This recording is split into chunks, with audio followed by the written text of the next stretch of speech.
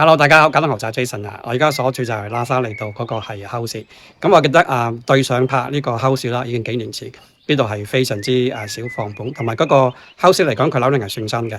咁今日介紹呢個啦，嗰個室內嘅實用咧係超過5300幾尺，5房5套，連2個車位，非常之適合放盤嘅。我哋嚟睇入戶呢個位置係客廳區啦，咁呢個 lift 就係落去係嗰個飯廳，咁搭上去啦就可以係嗰個係睡眠區嘅。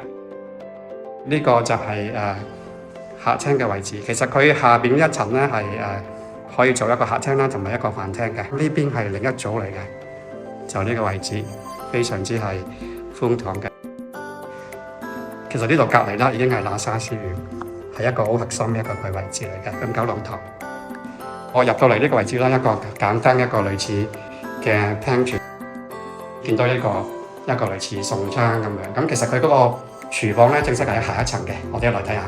好，呢度行落嚟啦，亦都可以搭 lift 嘅。咁呢個中間中庭嘅位置啦，咁見到呢度都有嗰個樓梯落去喇沙利道另一個嘅入口嘅。咁佢呢個咧就係佢下邊呢一個係叫做飯廳啦，或者係邊啫，視乎你點樣用法。呢個啦有一個嘅平台，隔離呢個位置啦就係一個好大一個嘅廚房區域成個啦。中間有個 island kitchen 咁樣，呢一個位置送餐送去頭先嘅嗰個係客廳區都得嘅。下邊呢一層就嗰個姐姐同埋工作間嗰個位置。咁呢個入到嚟啦，係嗰個係工作間嚟嘅，見到有啲嘅喉啦係放一啲嘅 laundry 用。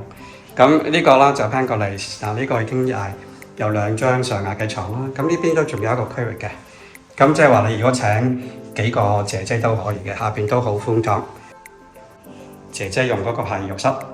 內庭嗰個位置，聽上去就係頭先嗰個係入口嘅位置嚟嘅。佢度全部係5房5套，我哋先睇咗下邊呢個5個套房先。第一個呢個位置啦，就係好大個扇窗啦。咁佢就向喇沙利道下邊就係嗰個客廳區嚟嘅。咁呢個啦配備一個嘅浴室，隔離啦另一間套房。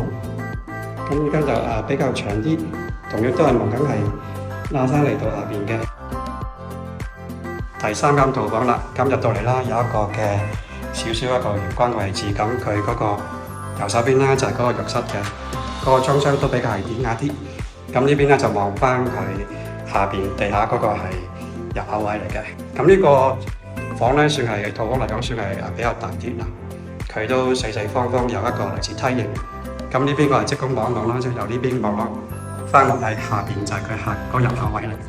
上嚟睇翻佢嗰個主人嗰個區同埋另一間套房。主人房嗰個區域超級大嘅，先係呢個位置啦，就係嗰個寢區嚟嘅，就係下邊啦 exactly 就係嗰個係客廳區嚟嘅，咁同埋另一個嘅房咁樣。仲有衣帽間要行過嚟啦。嗱，呢啲位置啦，全部可以做衣櫃。咁就呢個啦，就係嗰個係衣帽間嘅，行過嚟啦就係個浴室，超級之大啊，好 grand 啊呢個位置，企工位置。咁佢嘅後邊啦，就係嗰個係馬桶嘅位置。最後呢個房咧係最細間嘅，咁就一個細房啦，可以咁講啦。咁佢都配備一個嘅浴室嘅喎，咁都見過啲人咧係將佢啦係將變成一個係主人房其中一部分嚟嘅，成層咧都係屬於主人房區域，都可以咁樣做法。好，上到嚟啦就係天台嘅，都非常之大啊！呢個位置就呢邊向西啦，咁另外呢度望獅子山都有啲嘅水喉啦，有啲嘅設施可以譬如 barbecue 啦，或者係曬衫啦咁樣。中間嘅位置就行過嚟啦，呢邊就向東嘅，都好大嚇。大家好多時見到九龍塘好似好多別墅咁樣，一部分啦其實係複式嚟嘅，有好多時都係比較舊啲啦，就冇 lift 嘅。